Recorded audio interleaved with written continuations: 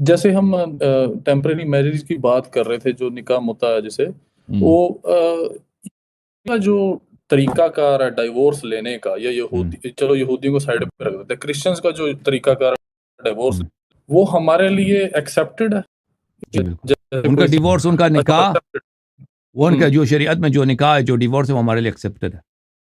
Accepted है। जी बिल्कुल चाहे बिल्कुल। जैसे कई होती हैं, जैसे यहाँ पे जो शादी के बाद क्या होता है कि कोई अनबन हो जाती है, तो बगैर डाइवोर्स लिए 10-10 साल एक दूसरे से दूर रहती हैं जैसे, तो वो मुद्दा अगर में हो डिवोर्स सकती हुई है कि है, उनको जी अगर डिवोर्स देखें, आपके लिए ज़रूरी नहीं है कि आप वेरीफाई करते हैं कि इसकी डिवोर्स हुई या नहीं।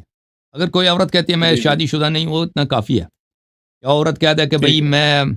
मेरी मैरिज नहीं है, इतना ही काफ़ी है। आपके लिए इन्वेस्टिगेट करने की, रिसर्च करने की ज़रूरत नहीं है। उसकी बात आप मान सकते हैं। ओके, हम्म, ये सब मैं जो कह रहा हूँ, ये सब हदीस में ठीक है। अच्छा। ठीक है। और अगर अगर कोई औरत कहती है मैं मेरी तलाक हुई, आपके लिए काफ़ी है, उसके बात पे एतमाद करें। अब अगर आप हम्म। वेरीफाई करते हैं उसकी तलाक नहीं हुई है, वो झूठ कह रही है, तो पर और बात है। ठीक है ना? हाँ जी, हाँ जी।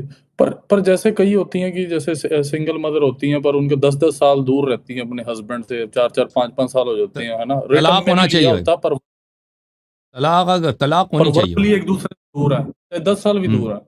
हाँ, तलाक उससे तलाक नहीं होती। 10 साल दूर रहने से तलाक नहीं होती। वो तलाक अगर है तो तलाक है। ठीक है ना? अच्छा, अच्छा, डिवोर्स अच्छा, होनी अच्छा, चाहिए अच्छा। उनके यहाँ।